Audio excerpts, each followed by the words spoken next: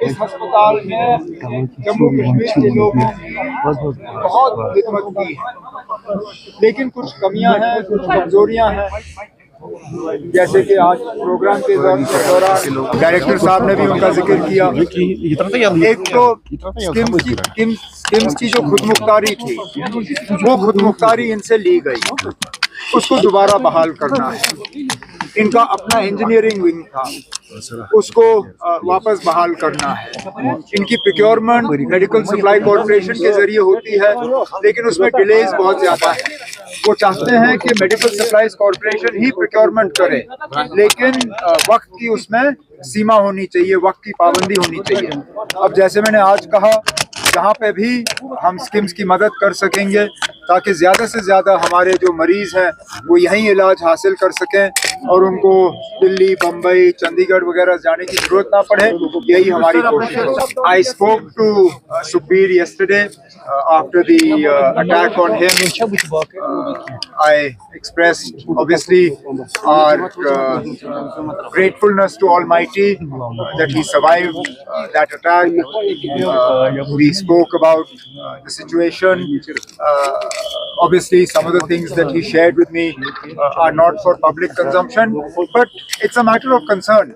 If in daylight hours, a former deputy chief minister, a Z+ category protectee, can be attacked like this, obviously this needs to be looked at. Why is this? How did this happen?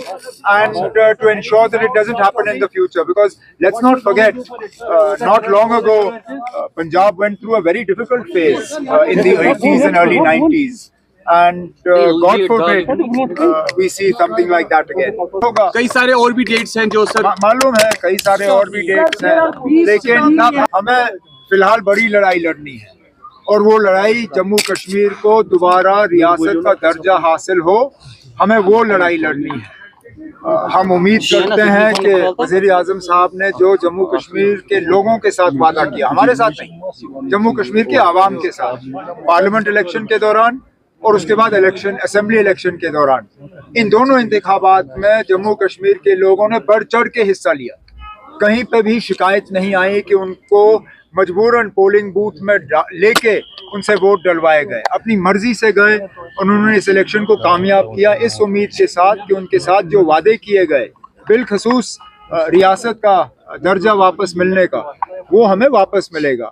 اب وزیر اعظم صاحب، home minister صاحب مہاراشٹر، جھارکھنڈ، ان چیزوں میں تھوڑے busy تھے، اب ان کو وہاں سے فرصت ملی ہے، تو اب ان سے بات کی جائے گی تاکہ جلد سے جلد جموں کشمیر کو ریاست کا درجہ واپس ملے۔ اس کے بارے میں نیشنل کانفرنس نے بھی بات کی، ہمارے لیڈروں نے بھی بات کی۔ اس ملک میں ہر کسی مذہب کے لوگوں کو رہنے کی کھلی چھوٹ ہے۔